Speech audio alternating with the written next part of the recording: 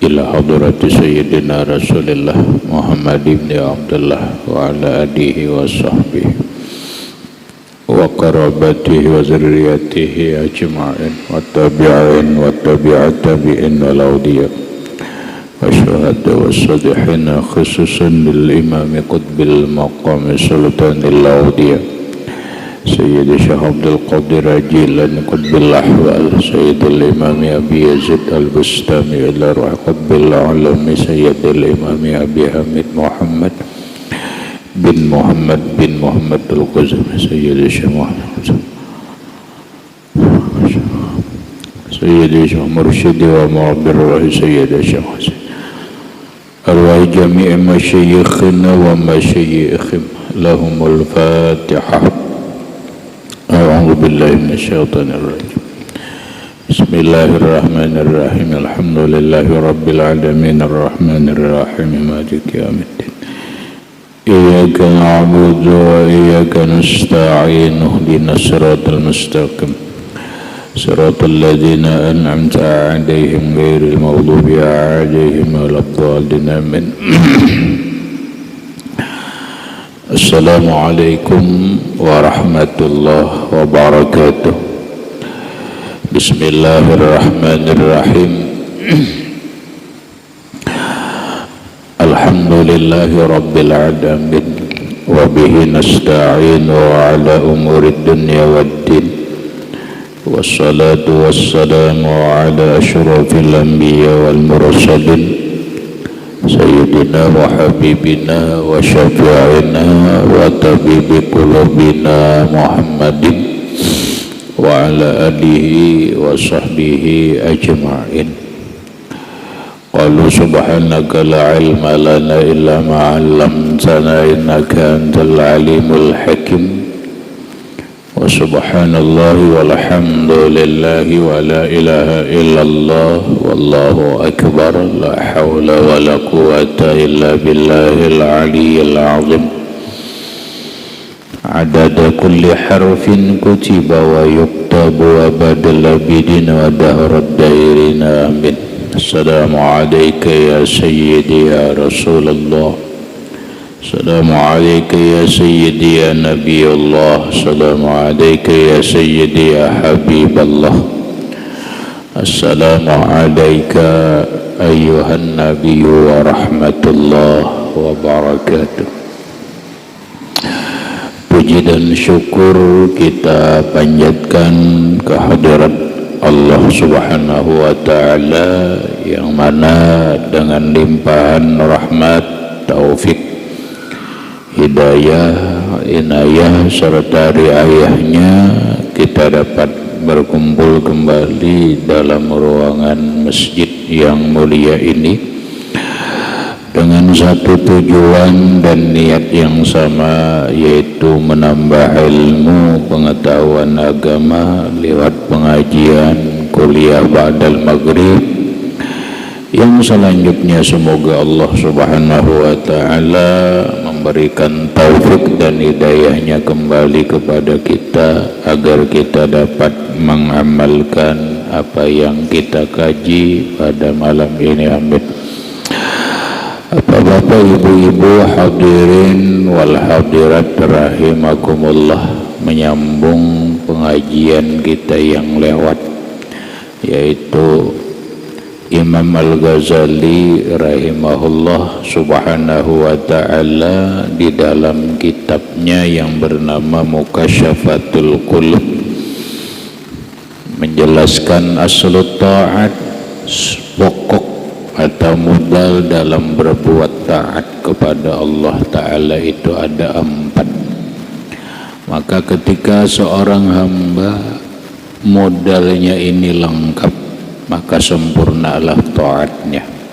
Maka apabila satu modal dari yang 4 ini kurang, maka tidak sempurna taatnya kepada Allah Subhanahu wa ta'ala.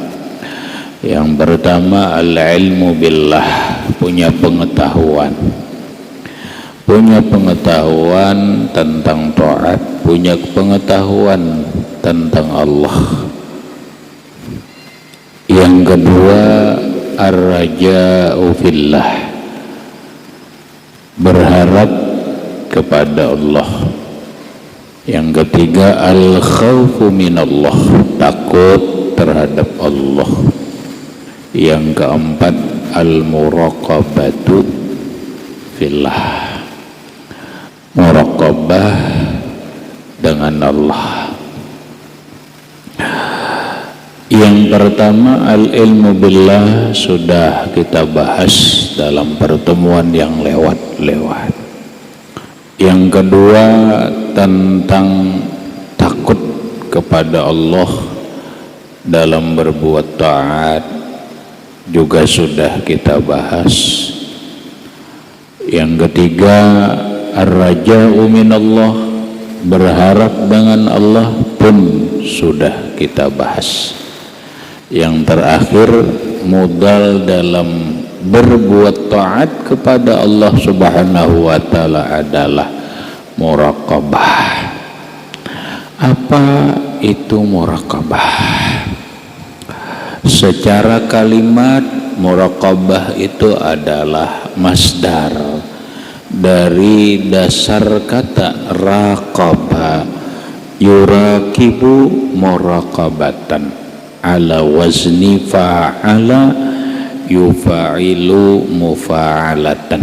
Bahasa orang pondokan itu adalah bab mufa'alah, li'anna masdarahu ala waznil mufa'alah, karena masdarnya timbangan mufa'alah, muraqabah. Lalu dalam ilmu tata bahasa atau dalam ilmu sharaf, muraqabah itu adalah masdar atau yang disebut sebuah pekerjaan. Pekerjaan atau amal bagian daripada amal batin. Karena amal itu ada dua macam, ada amal zahir, ada amal batin. Ada amal yang dilakukan oleh anggota tubuh, ada amal yang dilakukan oleh hati. Maka muraqabah itu adalah sebuah amal, tapi dia bagian daripada pekerjaan hati atau amal hati. Apa artinya muraqabah? Secara lafziyah, secara lapas maknanya adalah pengintaian atau mengintai secara lapas. Nah, kemudian secara definisi, secara ta'rif, muraqabah itu adalah al-istisyaru bi annallaha yarahu wa yasma'uhu wa ya'lamuhu. Muraqabah itu adalah merasakan. Jadi merasa. Kalau merasa itu ya dengan perasaan, dengan hati. Bi annallaha ta'ala, bahwa Allah ta'ala yarahu, melihat dia. Wa yasma'uhu, Allah mendengar dia. Wa ya'lamuhu, dan Allah mengetahui dia. Itulah definisi atau ta'rif muraqabah. Kemudian di dalam tasawuf, muraqabah itu adalah bagian daripada maqam atau kedudukan. Arti maqam adalah sebuah sikap, kedudukan seorang hamba dalam sikap dirinya. Lalu oleh para ulama sufi Mereka mengatakan muraqabah itu adalah asyraful manazil, sepaling tinggi makam, wa asyraful maqamat, dan sepaling tinggi makam dibanding dengan makam yang lain, wa a'la darajat, dan sepaling tinggi derajat. Kenapa? Karena muraqabah ini dalam makam yang disebut makamul ihsan, atau agama itu ada kandungannya 3, ada Islam, ada iman, ada ihsan.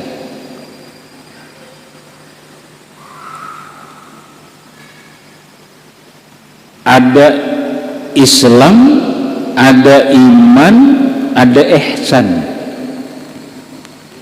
Maka orang apabila sempurna Islamnya, sempurna imannya, sempurna ihsannya, maka sempurnalah dia dalam beragama. Maka dia disebut dengan insanul kamil, manusia yang sempurna. Untuk menyempurnakan Islam, ilmunya adalah fikih. Untuk menyempurnakan iman, ilmunya adalah tauhid. Untuk menyempurnakan ihsan, ilmunya adalah tasawuf. Dan ini yang diisyaratkan oleh baginda Nabi Sallallahu alaihi wasallam ketika ditanya oleh seseorang. Rasulullah itu ditanya, ya Rasulullah, mal ihsanu?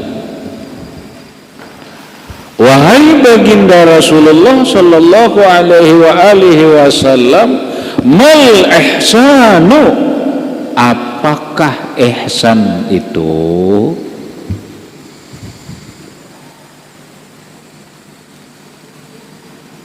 Qala, Nabi menjawab, al-ihsanu an ta'budallaha ka'annaka tarahu fa illam takun tarahu fa innahu yaraka. Itu Nabi menjelaskan tentang ihsan. Maka inilah yang disebut nantinya untuk mendapatkan ihsan ini, yaitu muraqabah. Al-ihsanu, kata Rasulullah, ihsan itu anta budallah, engkau beribadah kepada Allah, engkau menyembah Allah. Contoh sembahyang. Kemudian ibadah-ibadah taat lainnya. Tapi di saat engkau menyembah Allah, ka'annaka tarahu, seakan-akan engkau melihat Allah. Wah, ini berat nih. Apa yang disabdakan Nabi ini berat nih. Engkau beribadah kepada Allah seakan-akan melihat Allah. Oh, ini yang dipertanyakan oleh seseorang kepada salah satu zuriat Nabi atau salah satu zuriat Nabi yang bernama Muhammad Al-Baqir. Beliau ditanya, hal ra'aita rabbaka hina abadtahu?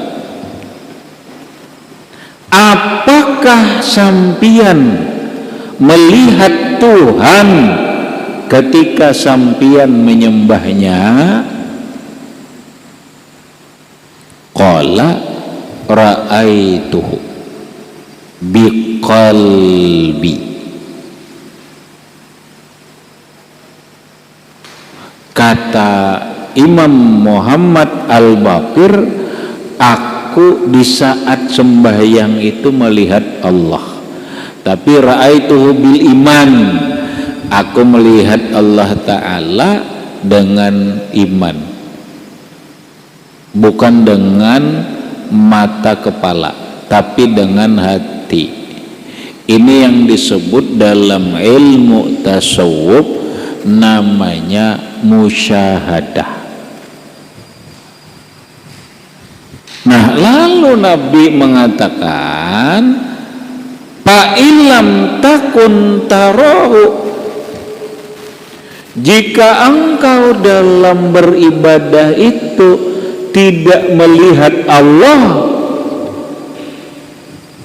jika engkau dalam beribadah tidak sanggup ilmunya seakan-akan melihat Allah, fa innahu yaraka, maka bahwa Allah melihatmu. Maksudnya, maka yakinilah, rasakanlah bahwa Allah melihatmu. Inilah ihsan.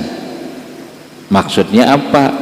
Bahasa orang sufi, apabila kadakawa musyahadah di dalam ibadah, secara contoh adalah sembahyang, maka turunlah kepada maqam muraqabah,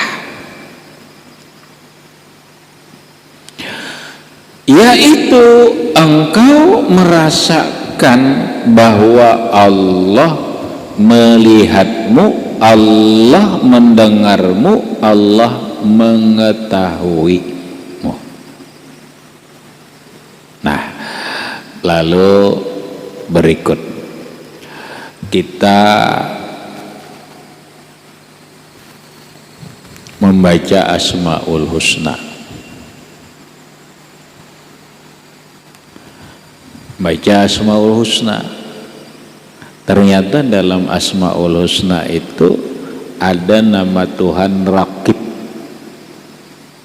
ada nama Tuhan Ar-Raqibu.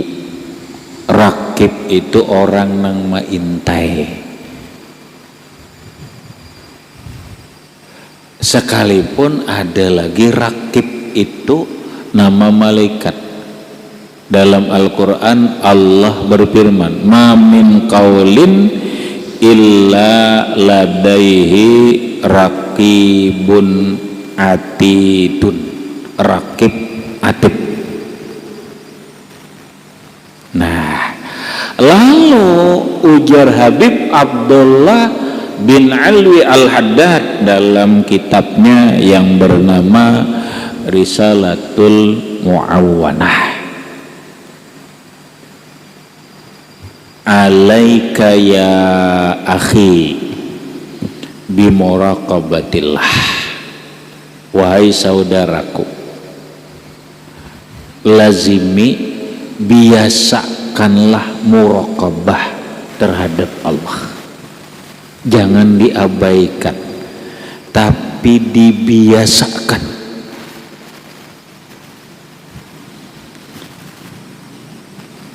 Dibiasakan muraqabah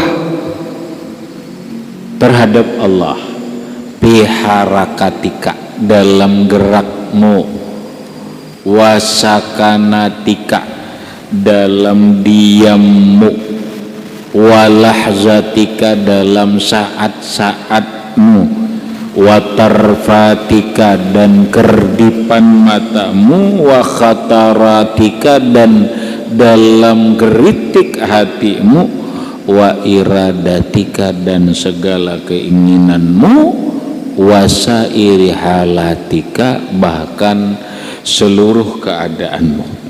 Kenapa?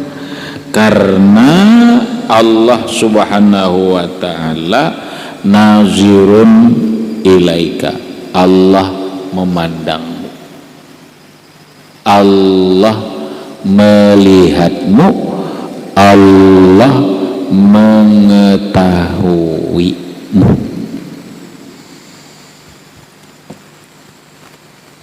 Maka ketika orang ada muraqabah, merasa diri ini dilihat oleh Allah, merasa diri ini di bacaan kita didengar oleh Allah, merasa hati dan pikiran kita diketahui oleh Allah, maka hasilnya satu, kita takut.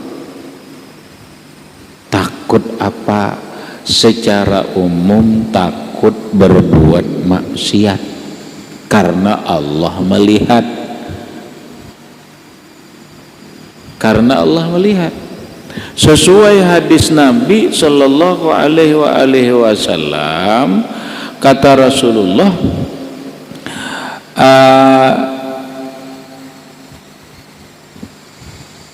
kalau pahamannya mungkin begini, berbuatlah engkau akan maksiat tapi di tempat yang tidak diketahui oleh Allah, di tempat yang tidak dilihat oleh Allah. Ya kada bisa, karena kemanapun kita berada, Allah selalu memandang kita, Allah selalu melihat kita, Allah selalu mendengar geritik dan ucapan hati kita. Allah mengetahui apapun yang tersembunyi dan yang nampak pada diri kita. Kada kawa kita lepas. Dan inilah yang dilatih oleh sebahagian riwayat mengatakan Imam Junaidi Al-Baghdadi, Sidin menyayangi murid Sidin. Kebetulan murid nang disayang ini agak dugal, tapi disayangi guru. Jaka bahasa kita itu kada rajin kada ibadah, tapi disayangi guru. Justru nang rajin beribadah ni pina di masjid terus, pina bertasbih terus, biasa-biasa aja guru. Ya biasalah, orang kan lawan guru biasanya ingin dekat, ingin apa, sehingga ada kecemburuan. Nang lain kan cemburu, bisa melahirkan iri dengki. Kenapa guru kayak itu, nang dugal, nang disayangi. Pada akhirnya sampailah ke telinga Sidin. Lalu guru ini ingin menjawab secara nyata, secara fakta, supaya murid mengerti kenapa jadi sayang ini. Dikumpul Sidin murid, kumpul Sidin, ya kurang lebih 40 lah orang. Sudah beliau persiapkan apa? Satu orang, satu ekor ayam, satu pisau, sebuting lading. Nah, dibagi seekong ayam, seekong lading.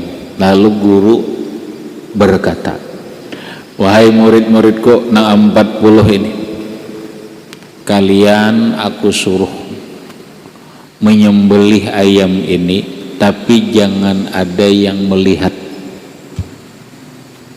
jangan ada yang tahu, jangan ada yang melihat. Setelah kalian sembelih, atar ayamnya lawan ladingnya kepadaku. Silahkan kalian bubar, sembelih masing-masing dimanapun tempatnya. Yang penting jangan ada yang melihat, jangan ada yang tahu.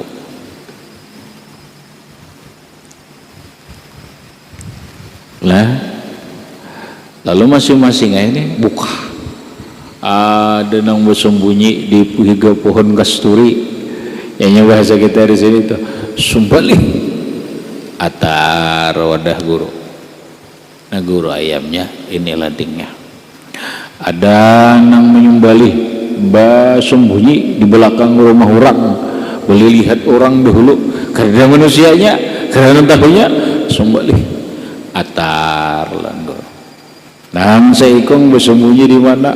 Ada caranya bahasa gini, buat di WC. Nyata kada kelihatan orang tutup sumbalih atar wadah guru. Ada nang berbuat kejamban sumbalih atar wadah guru. Akhirnya apa? Selesai. 39 orang menyembelih ayamnya. Adapun murid nang dugal tadi datang ke guru kada nyembelih.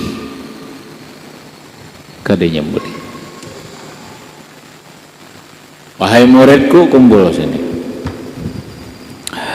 Ini nang buhan nikam nang nilai ini nih, nang kusayangi nang dugal ini nih.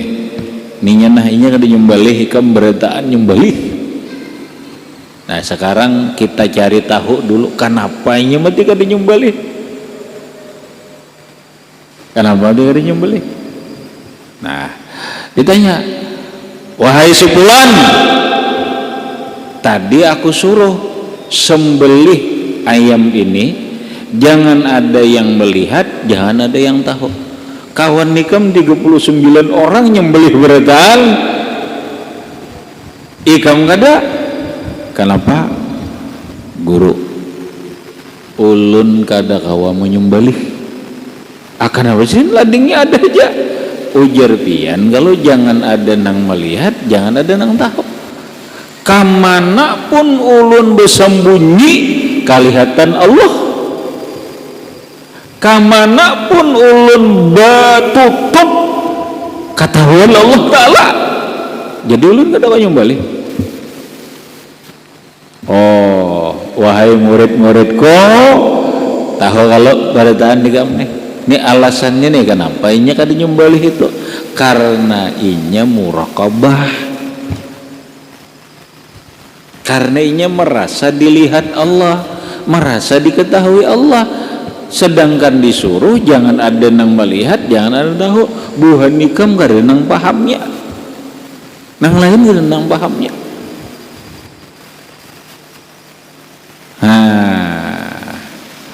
Maka ini yang jadi hebat. Artinya jika orang benar dalam mengamalkan muraqabah, setiap orang kita nih selalu merasa diintai, merasa apa, mulai pejabat dulu nah, kada ada nang korupsinya.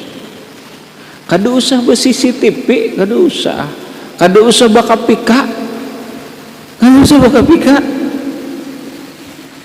Ya kalau kenapa? Allah Ta'ala maintai terus rakibun. Allah Ta'ala tuh rakib. Allah melihat, Allah tahu, Allah dengar. Cuma waktunya memperbuat tuh kada ingat.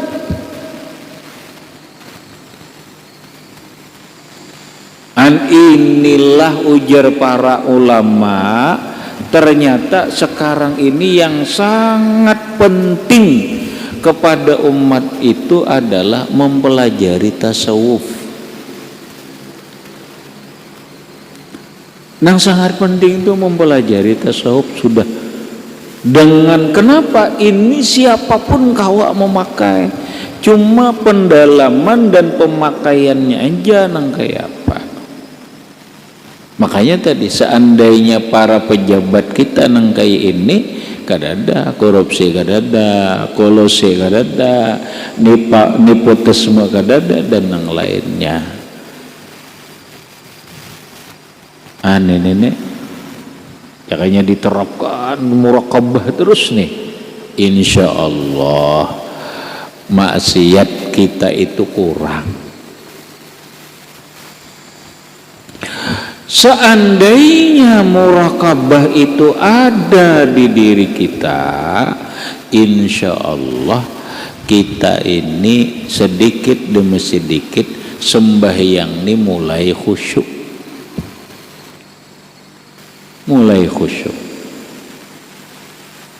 Kenapa garang?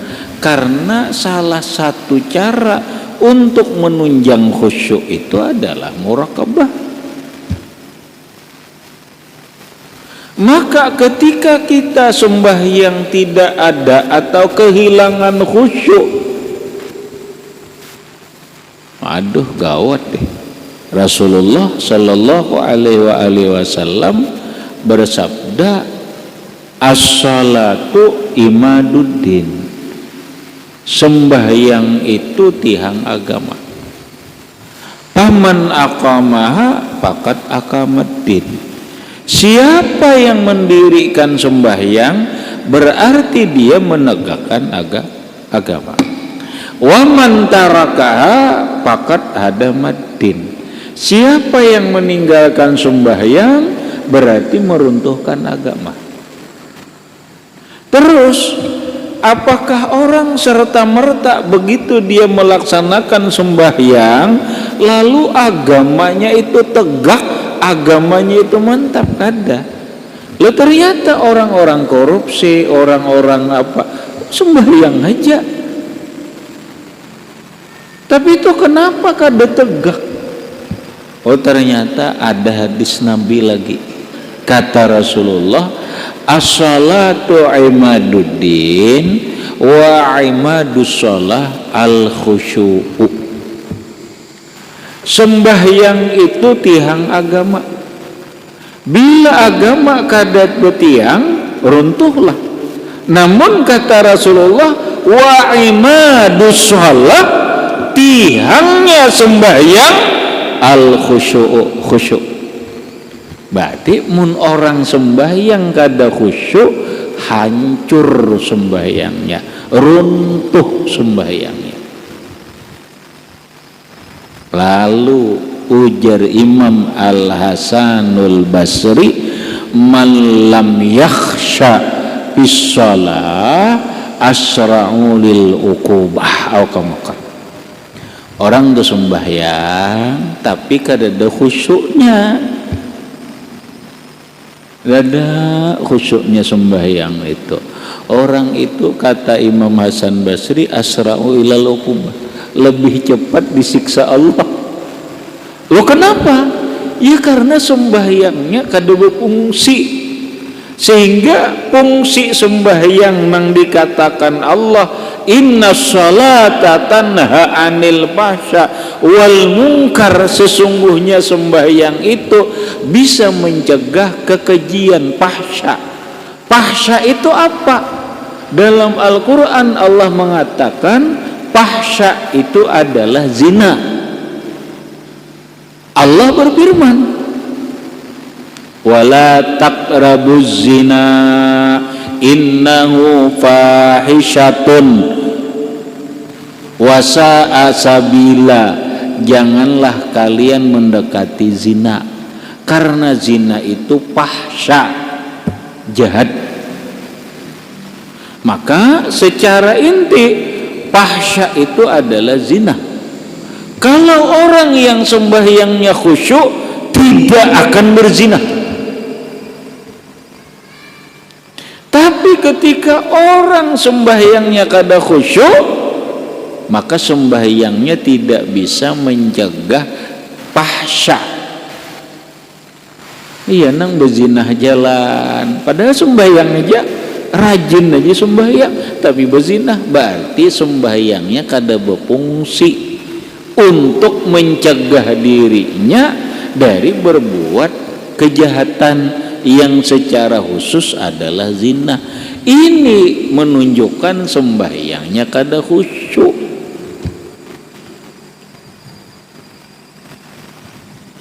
Inna sholata tanha anil fahsya wal munkar, sesungguhnya sembahyang itu bisa mencegah keji dan mungkar. Apa itu mungkar? Mungkar itu adalah sesuatu yang diingkari, dilarang oleh agama. Jika seseorang itu benar sembahyangnya khusyuk, insya Allah, atau dia tidak akan mabuk-mabukan, dia tidak akan korupsi. Kenapa? Karena sembahyangnya bisa mencegah. Mungkin kita akan bertanya, lu bagaimana sembahyang itu bisa mencegah berbuat keji dan mungkar? Bahasa kita tuh kayak apa caranya sembahyang itu bisa mencegah kekejian dan kemungkaran? Cara fungsinya begini. Seseorang apapun yang diperbuat pasti ada dulu dorongan dalam hatinya. Ulun ambil contoh, ulun pandir dengan salah satu guru ulun. Kamu sim gini nah, tuh binian binian aja dulu. Japai hasil di binian tuh ragap kah japai ha. Tapi jangan ada di hati engkau bahwa bini-bini ini orang lain. Kada kawa. Sebelum kita menjapai ada di hati kita ini si orang, ini orang. Itu namanya hajis. Kalau dalam bahasa kitab ada nang mahalangi, ada penegur. Sebelum maling mengambil barang, ini melihat HP, kita di hati sadar ini HP orang. Ada kada di hati itu HP orang. Makanya kita sadar HP orang tertinggal. Ketika kita ingin berbuat korupsi duit, sebenarnya ini sudah ada di hati itu. Ini kada benar lain duitku. Ada sebenarnya. Itu namanya hajizun. Ada penegur di dalam hati. Nah tinggal penegur di dalam hati itu kuat kada. Bila penegur di dalam hati itu kuat, ampun orang. Nah penegur ini dihasilkan dari sembahyang tadi. Kada jadi berbuat. Kenapa? Ada nang menegur. Tadinya berencana sudah hendak berbuat maksiat, sekalinya hendak turun ditagur oleh hati. Kok ada nyaman hati ditegur? Kada jadi. Itu namanya penegur. Itulah salah satu fungsinya sembahyang. Jadi sembahyang itu mencegah kekejian dan kemungkaran. Cara dia mencegah ada di dalam hati kita itu teguran-teguran yang kuat sehingga kita kadang melakukan itu. Nah, ketika orang sembahyang tuh khusyuk, yakin ya selalu ada menegur. Guru lu contohnya siapa ya di sini? Cuma jangan ada di hatimu ini bini orang.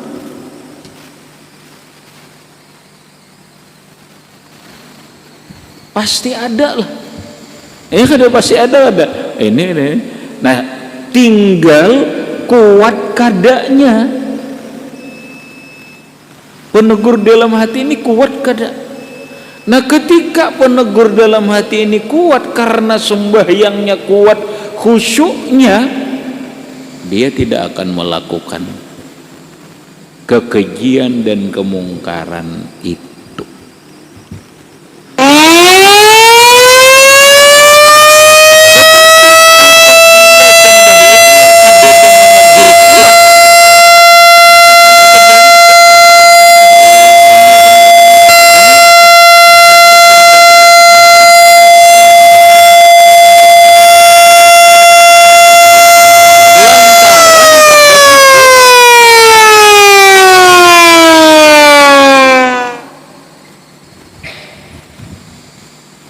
Habis terakhir karena waktu, makanya timbullah kayak apa caranya kita khusyuk ini, kayak apa caranya supaya khusyuk sembahyang. Yang sembahyang itu bagian daripada taat, modalnya adalah muraqabah. Ini sering ulun buliki lagi. contoh gampang aja pian lah kita belajar fikih, belajar rukun sembahyang berapa jar menulun rukun sembahyang itu ada banyak, ada 3 aja 12-13 tuh kebanyakan rukun sembahyang tuh 3 aja. Nah belajar 1 rukun qalbi, 2 rukun qauli, 3 rukun fi'li bisa. Nah tinggal uraiannya, ada rukun itu nang digawi oleh hati yaitu niat, ada nang dibaca Fatihah, tasyahud dan salam dan lain-lainnya, ada rukun fi'li. Berarti di sini ada perbuatan fi'li, ada bacaan, ada hati, 3 kada? 3. Sekarang tadi murakabah itu adalah engkau merasakan bahwa Allah melihat. Nah pandang dilihat Allah rukun fi'limu, perbuatanmu. Yasma'uhu Allah mendengarmu, rukun qauli. Wa ya'lamuhu Allah mengetahuimu, rukun qalbi. Dari rukun sembahyang aja tuh sudah mengisyaratkan kita ini harus kayak itu sembahyang, harus memakai muraqabah. Nah makanya belajar kita bahari bamaleh, belajar kitab tipis saja bagus itu dilajarakan tuh. Ada nang anu pas belajaran bagus banget. Arab Melayu aja karangan Tuan Guru Abdurrahman Siddiq bin Syekh Muhammad Afif Al-Banjari, ngaran kitabnya Asrarus Shalah, rahasia sembahyang, khusus nang dibahas sembahyang dan rahasianya. Nah dalam kitab situ salah satunya adalah seseorang jangan takbir dulu, jangan takbir langsung, jangan, kecuali hati dulu. Ini muraqabah, ini amal hati nih, hati merasakan kebesaran Allah, hati merasakan bahwa Allah melihat, Allah mendengar, Allah mengetahui. Jadi kita pasang dulu sebelum takbir itu, pasang dulu muraqabah, rasakan dengan hati bahwa Allah melihatku. Kalau bahasa Arab ya yang dibaca Allahu naziri, Allah memandangku.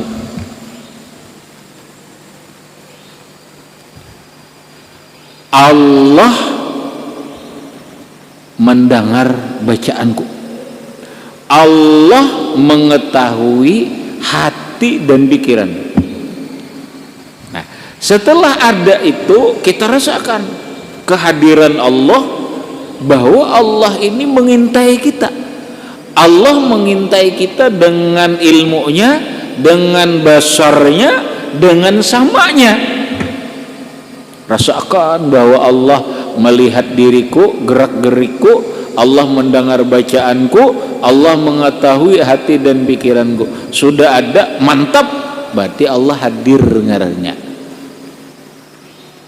Allah hadir dalam saat kita sembahyang. Berarti kita namanya sembahyang ini berkedudukan yang disebut maqam ihsan. Mulailah khusyuk, Allahu Akbar, sambil bacaan, sambil merasakan bahwa Allah mendengar bacaanku, Allah melihat perbuatanku, Allah mengetahui hatiku. Jadi supan bacaan luput, supan didengar Allah Ta'ala. Rukun fi'li luput dilihat oleh Allah Ta'ala, malunya pang luput, ruku luput tidak. Hati kita, di pikiran kita, di saat sembahyang diketahui Allah.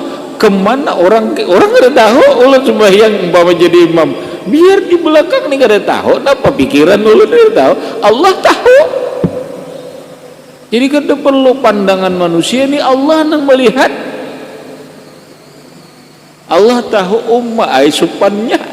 Jadi imam di belakang makmum atau di belakang imam saf pertama, tapi sembahyangnya pikirannya mahayal, hatinya mahayal. Ya Allah, cakanya bahasa orang sufi pian supannya munafik dirimu. Dilihat orang kamu itu hebat, bahasanya luarmu kayak itu, padahal pikiranmu tuh kada kayak itu, kada itu. Han bahasanya kalau dihalusi itu lain nang di luar, lain nang di dalam, lain nang dibaca, lain nang di hati, lain nang dibaca, lain nang di pikiran. Ini ngarannya yaquluna bi afwahihim ma laisa fi qulubihim. Mereka nang dibaca ini di hati lain. Itulah ulaikal munafikun. Itulah orang-orang munafik. Nauzubillah min. Ini agak kasar, ini agak berat. Mun kita masih sembahyang ke itu, kita masih belum beriman bujur.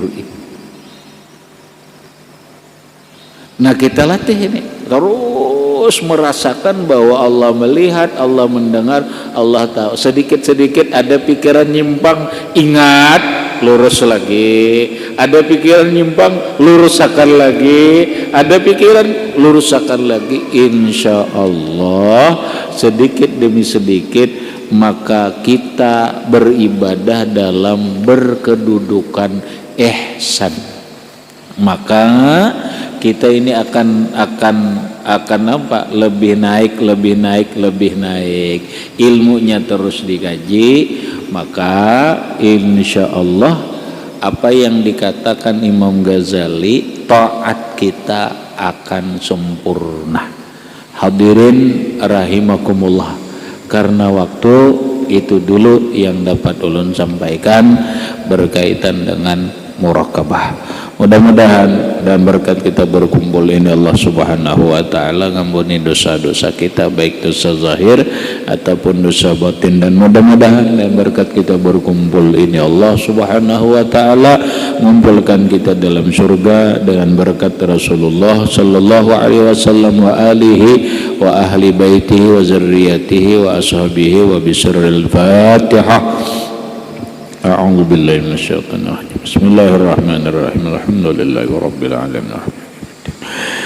Iyyaka na'budu wa iyyaka nasta'in. Ihdinas siratal mustaqim. Siratal ladzina an'amta 'alaihim ghairil maghdubi 'alaihim waladdallin. Bismillahirrahmanirrahim. Rabbil alamin. Allahumma shalli 'ala sayyidina Muhammad wa 'ala ali sayyidina Muhammad. Allahumma anfa'na bima 'allamtana wa 'allimna ma yanfa'una wa zidna 'ilma. Alhamdulillah 'ala kulli hal. Na'udzu billahi min as'aluka al-'afwa wal 'afiyya wal mu'afazata daima fid din wad dunya wal akhirah. Ya arhamar rahimin ya rahman ya hayy ya qayyum ya la ilaha illa anta subhanaka inni kuntu minaz zalimin. Atina bima ataita ibadakal muttaqina fid dunya wal akhirah. Sallallahu ala sayyidina Muhammadin wa ala alihi washabihi wasallam. Alhamdulillahi rabbil alamin. Assalamu alaikum warahmatullahi wabarakatuh.